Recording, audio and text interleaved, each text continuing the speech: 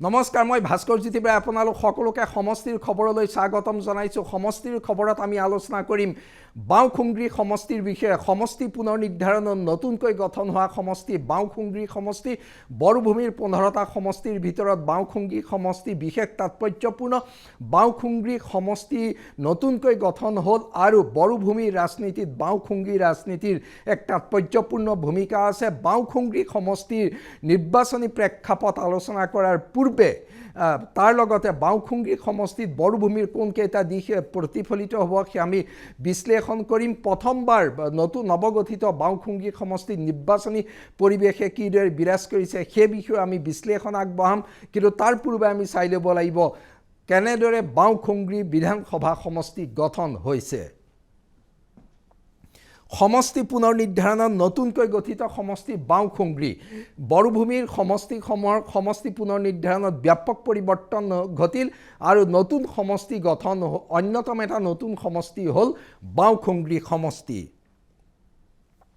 চালাকাটি, বনৰগাঁও, দতমা, কচুগাঁও, পৰ্বতজোৰা এইকেইটা পৰিষদীয় সমষ্টিৰ একাংশ অঞ্চলক লৈ গঠিত হৈছে বাওঁখুংগ্ৰী বিধানসভা সমষ্টি। অৰ্থাৎ চালাকাটি, বনৰগাঁও, দতমা, কচুগাঁও, পৰ্বতজোৰা এইকেইটা পৰিষদীয় সমষ্টিৰ ৰাজনীতিৰ প্ৰতিফলন ঘটিয়ে বাওঁখুংগ্ৰী সমষ্টিত বাওঁখুংগ্ৰী সমষ্টিৰ অন্তৰ্গত পৰিষদীয় সমষ্টিকেইটাৰ ৰাজনীতিও তাৎপৰ্যপূৰ্ণ। পৰিষদীয় সমষ্টিৰ ৰাজনীতি আৰু সেই অঞ্চলসমূহক লৈ গঠন হোৱা বাওঁখুংগ্ৰী সমষ্টিৰ ৰাজনীতি বিধানসভা নিৰ্বাচনত কোন দিশেৰে যাব পাৰে সেয়া হৈ পৰিছে বিশেষ তাৎপৰ্যপূৰ্ণ। সমষ্টিটোৰ মুঠ ভোটাৰ 1,64,314 গৰাকী। পুৰুষ ভোটাৰ 81,865 গৰাকী। মহিলা ভোটাৰ 82,448 গৰাকী। তৃতীয় লিংগৰ ভোটাৰ এগৰাকী। জনগোষ্ঠীগত হিচাপে আমি ভোটাৰৰ বিন্যাস চাওঁ। বড়ো ভোটাৰ 38,736 গৰাকী। বাওঁখুংগ্ৰী সমষ্টিত বাওঁখুংগ্ৰী সমষ্টিত বড়ো ভোটাৰ তাৎপৰ্যপূৰ্ণ 38,000তকৈ অধিক বড়ো ভোটাৰ আছে। বড়ো ভোটাৰে সমষ্টিটো নিৰ্ণায়ক ভূমিকা পালন কৰে। সেইকাৰণে বড়োভূমি ৰাজনীতি, বড়ো জাতীয়তাবাদী ৰাজনীতি, বড়ো জাতিৰ আশা আকাংক্ষাৰ ৰাজনীতি জড়িত হৈ আছে বাওঁখুংগ্ৰী সমষ্টিত। বাঙালী ভোটাৰ আছে 18,721 গৰাকী। বাঙালী ভোটাৰেও সমষ্টিটোত গুৰুত্বপূৰ্ণ ভূমিকা পালন কৰিব। গোৰ্খা ভোটাৰ 1,136 গৰাকী। চাওতাল ভোটাৰ 4,691 গৰাকী। আদিবাসী ভোটাৰ 7,075 গৰাকী। কোচ ৰাজবংশী ভোটাৰ 28,024 গৰাকী। কোচ ৰাজবংশী ভোটাৰেও নিৰ্ণায়ক ভূমিকা পালন কৰে। 28,024 গৰাকী কোচ ৰাজবংশী ভোটাৰ আছে। সেইকাৰণে বড়োভূমিৰ কোচ ৰাজবংশী ৰাজনীতি ইয়াৰ লগত জড়িত হৈ আছে। কোচ ৰাজবংশী ৰাজনীতি পৰ্বতজোৰাৰ নিৰ্বাচনত এটা গুৰুত্বপূৰ্ণ দিশ হ'ব। মুছলমান ভোটাৰ আছে 45,640 গৰাকী। ধৰ্মীয় সংখ্যালঘু 45,000 আছে। অৰ্থাৎ পৰ্বতজোৰাত একক বৃহৎ জনগোষ্ঠী হিচাপে ধৰ্মীয় সংখ্যালঘুক দেখা যায়। ধৰ্মীয় সংখ্যালঘুৰ 45,644 গৰাকী ভোটাৰ থকাৰ লগে লগে ধৰ্মীয় সংখ্যালঘুৰ ৰাজনীতিৰ সমীকৰণ আছে। সেই দিশৰ পৰা জয় পৰাজয় নিৰ্ণায়ক ভূমিকা পালন কৰিব পৰাৰ সক্ষমতা আছে ধৰ্মীয় সংখ্যালঘু ভোটাৰৰ। ৰাভা ভোটাৰ 2,610 গৰাকী। গাৰো ভোটাৰ 3,353 গৰাকী। নাথ যোগী ভোটাৰ 2,658 গৰাকী। হিন্দী ভাষী ভোটাৰ 1,625 গৰাকী। সূত্ৰধাৰ ভোটাৰ 3,037 গৰাকী। আন আন জনগোষ্ঠীৰ অসমীয়া ভোটাৰ 597 গৰাকী। অৰ্থাৎ জনবিন্যাসগত দিশৰ পৰা দেখা যায় যে তাত ধৰ্মীয় সংখ্যালঘু ৰাজনীতি গুৰুত্বপূৰ্ণ, বড়ো জাতীয়তাবাদী ৰাজনীতি গুৰুত্বপূৰ্ণ, সমান্তৰালভাৱে বাঙালী জনগোষ্ঠীৰ ভূমিকা গুৰুত্বপূৰ্ণ, কোচ ৰাজবংশীৰ ভূমিকা গুৰুত্বপূৰ্ণ। একেদৰে আন আন জনগোষ্ঠীৰ ভোটেও বিধানসভা নিৰ্বাচনত কাৰোবাৰ জয় পৰাজয়ত গুৰুত্বপূৰ্ণ ভূমিকা পালন কৰিব। সমষ্টিটোত BPFৰ প্ৰাৰ্থী ৰূপম চন্দ্ৰ ৰয় সমষ্টিটোত BPFৰ প্ৰাৰ্থী ৰূপম চন্দ্ৰ ৰয় BPFৰ প্ৰাৰ্থী আৰু ৰূপম চন্দ্ৰ ৰয় এজন যুৱ নেতা তেওঁ BPFৰ এজন সক্ৰিয় নেতা যেহেতু ৰূপম চন্দ্ৰ ৰয়ক প্ৰাৰ্থী প্ৰক্ষেপ কৰিছে সমষ্টিটোত তেওঁলোকে এজন অজনজাতি লোকক প্ৰাৰ্থিত্ব প্ৰদান কৰিছে পৰ্বতজোৰা সমষ্টিৰ অন্তৰ্গত ৰাজনৈতিক প্ৰেক্ষাপটৰ দিশৰ পৰা এইটো এটা গুৰুত্বপূৰ্ণ দিশ এগৰাকী অজনজাতি প্ৰাৰ্থী BPFে প্ৰক্ষেপ কৰিছে পৰ্বতজোৰা BPFে প্ৰক্ষেপ কৰিছে বাওঁখুংগ্ৰী সমষ্টিটো গাঁথনিগত দিশৰ পৰা আমি যি ভোটাৰৰ পৰিসংখ্যা দেখুৱালো সেই গাঁথনিগত দিশৰ পৰা এগৰাকী অজনজাতি প্ৰাৰ্থীক বাওঁখুংগ্ৰীত প্ৰক্ষেপ কৰাটো BPFৰ এটা মন কৰিবলগীয়া দিশ হিচাপে দেখিবলৈ পোৱা গৈছে UPPLৰ প্ৰাৰ্থী হৈছে প্ৰতিভা ব্ৰহ্ম হৈছে UPPLৰ প্ৰাৰ্থী বাওঁখুংগ্ৰী সমষ্টিৰ ৰাজনীতিত UPPLে গুৰুত্ব সহকাৰে লৈছে পৰিষদীয় নিৰ্বাচনৰ সময়ত এই অঞ্চলসমূহত তেওঁলোকে যদিও পৰাস্ত হৈছিলে ভাল প্ৰতিদ্বন্দ্বিতা আগবঢ়াইছিলে UPPLে এগৰাকী মহিলা প্ৰাৰ্থী প্ৰতিভা ব্ৰহ্মক প্ৰক্ষেপ কৰিছে প্ৰতিভা ব্ৰহ্ম UPPLৰ কেন্দ্ৰীয় কমিটিৰ এগৰাকী আগশাৰীৰ নেত্ৰী যদিও সমষ্টিটোত কেইবাজনো নিৰ্দলীয় প্ৰাৰ্থী আছে কংগ্ৰেছৰ প্ৰাৰ্থী প্ৰক্ষেপ কৰিছে কিন্তু মূলতঃ BPF UPPLৰ মাজতে নিৰ্বাচনী যুঁজ হ'ব কোন দিশৰ পৰা হ'ব আমি সেয়া ব্যাখ্যা কৰিম কিন্তু তাৰ আগতে নৱগঠিত বাওঁখুংগ্ৰী সমষ্টিৰ নিৰ্বাচনী ইছ্যু কি বড়োভূমিৰ ৰাজনীতি নিৰ্বাচনী ইছ্যু হৈছে বড়োভূমিৰ স্বকীয়তা অটুট ৰখা বড়ো জাতিৰ স্বাধিকাৰ অটুট ৰখা বড়ো জাতিৰ আত্মনিৰ্ধাৰণৰ অধিকাৰ নিশ্চিত কৰা এই প্ৰসংগবোৰে বাওঁখুংগ্ৰী সমষ্টিত ক্ৰিয়া কৰিব গুৰুত্বপূৰ্ণ কাৰক অৰ্থাৎ বড়ো জাতীয়তাবাদী ৰাজনীতি বাওঁখুংগ্ৰী সমষ্টিৰ আটাইতকৈ শক্তিশালী দিশ সেই দুটা দল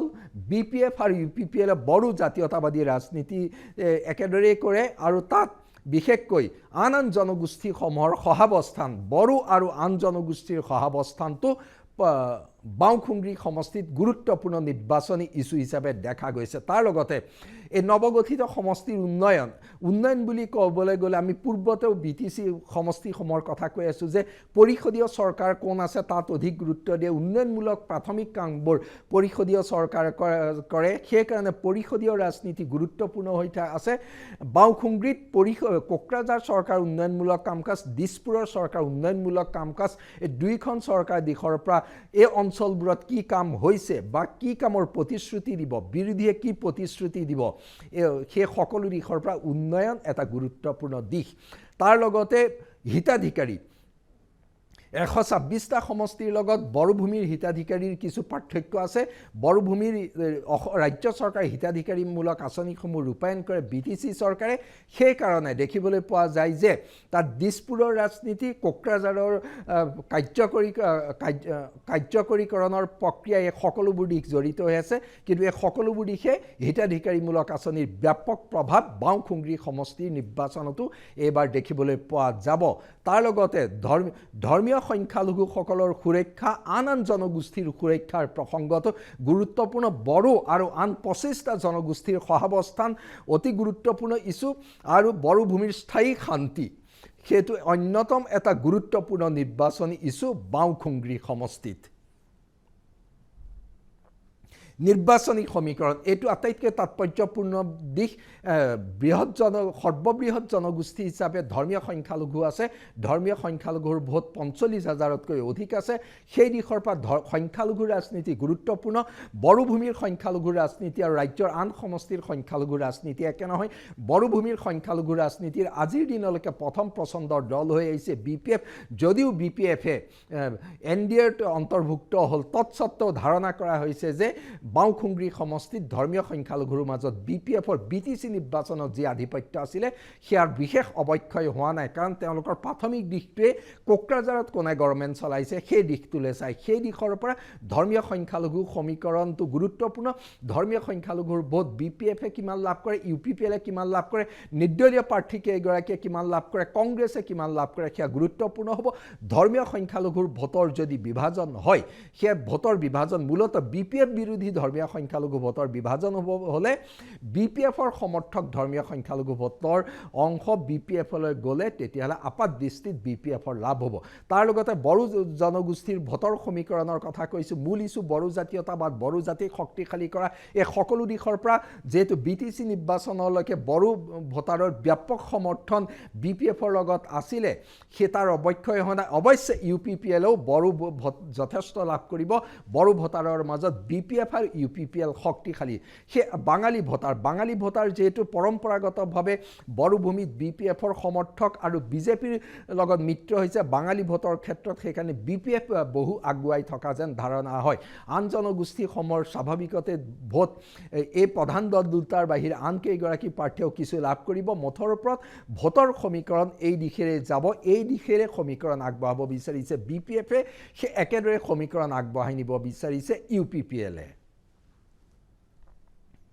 BPF কিমান শক্তিশালী আমি এতিয়ালৈকে কৰা ব্যাখ্যা মতে এটা স্পষ্ট ধাৰণা হৈছে ধৰ্মীয় সংখ্যালঘুৰ ভোট যদিও NDAত অন্তৰ্ভুক্ত হোৱাৰ কাৰণে ধৰ্মীয় সংখ্যালঘুৰ ভোট ভাগিব বুলি ধাৰণা কৰা হৈছে কিন্তু আমাৰ ধাৰণা আমাৰ খবৰ অনুসৰি বৃহৎ সংখ্যক ধৰ্মীয় সংখ্যালঘুৰ ভোট নাভাগে অৰ্থাৎ BTC নিৰ্বাচনত BPFে বাওঁখুংগ্ৰী সমষ্টিৰ অন্তৰ্গত পৰিষদীয় সমষ্টি এলেকাত যি ভাল ফলাফল প্ৰদৰ্শন কৰিছিলে তাৰ বিশেষ হৰণ ভগন হোৱাৰ সম্ভাৱনা নাই আৰু অজনজাতীয় প্ৰাৰ্থী প্ৰক্ষেপ কৰাৰ লগে লগে তেওঁলোকে বড়ো ভূমিত সকলো জনগোষ্ঠীৰ সম অধিকাৰ সহাৱস্থানৰ এটা বাৰ্তা প্ৰেৰণ কৰিছে সেই দিশৰ পৰা তেওঁলোকৰ প্ৰাৰ্থীগৰাকীয়ে ভোট পাব বুলি এটা আশা কৰিছে BPFে সেইকাৰণে BPF সমষ্টিটোক লৈ আত্মবিশ্বাসী ৰূপত আছে আজিৰ দিনটোলৈকে